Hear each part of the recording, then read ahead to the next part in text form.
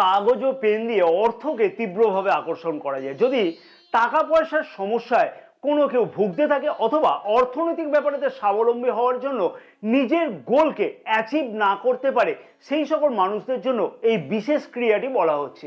তিন ধরনের অর্থনৈতিক সমস্যা আমাদের জীবনেতে কিন্তু লক্ষ্য করা যায়। এক নম্বর হচ্ছে সঠিক পরিশ্রম করা হচ্ছে কিন্তু অর্থ কোনোভাবেই আসছে না। দুই নম্বর হচ্ছে অর্থ আসছে কিন্তু কোনোভাবেই সেই অর্থকে সঞ্চয় রূপে রাখা যাচ্ছে না। তিন নম্বর হচ্ছে যে সর্বশেষ সমস্যাটি হচ্ছে যে যতটা পরিমাণ অর্থের দরকার সেই পরিমাণে অর্থ কোনোভাবেই আসছে না।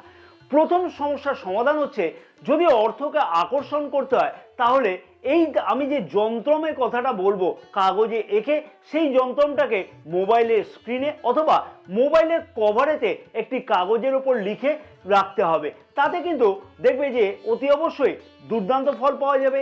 বা যদি ল্যাপটপে কাজ করো তোমরা বা কম্পিউটারে কাজ করো, তাহলে কম্পিউটার বা ল্যাপটপের স্ক্রিনে সেটিকে রাখা যেতে পারে।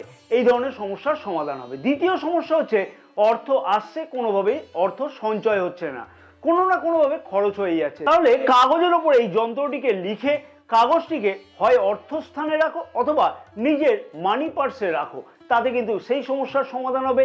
তৃতীয় সমস্যার সমাধান হচ্ছে যে যতটা পরিমাণে অর্থ আমার দরকার কোনোভাবে সেই অর্থ আসছে না, সেই ক্ষেত্রেতে এই যন্ত্রটিকে কাগজে আঁকো।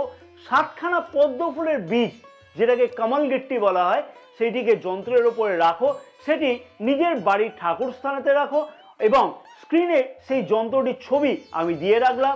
সেটিকে যদি তুমি পারো স্ক্রিন থেকে স্ক্রিনশট নিতে পারো অথবা সব থেকে ভালো হয় পূর্ণিমার দিন অথবা শুক্লপক্ষের যে কোনো দিনেতে উত্তর দিকে মুখ করে শুদ্ধাচারে এই যন্ত্রটি কাগজের ওপরে, সাদা কাগজের ওপরে লাল কালির কলম দিয়ে লেখো এবং সমস্যা অনুযায়ী সেই রকমভাবে নিজের কাজেতে সেই যন্ত্রটিকে ব্যবহার করো। অতি অবশ্যই দেখবে এর থেকে অর্থনৈতিকভাবে বিভিন্ন যে সমস্যাগুলির কথা উল্লেখ করলাম তার থেকে কিন্তু মুক্তি পাওয়া শীঘ্রই কিন্তু অতি অবশ্যই সম্ভব হবে।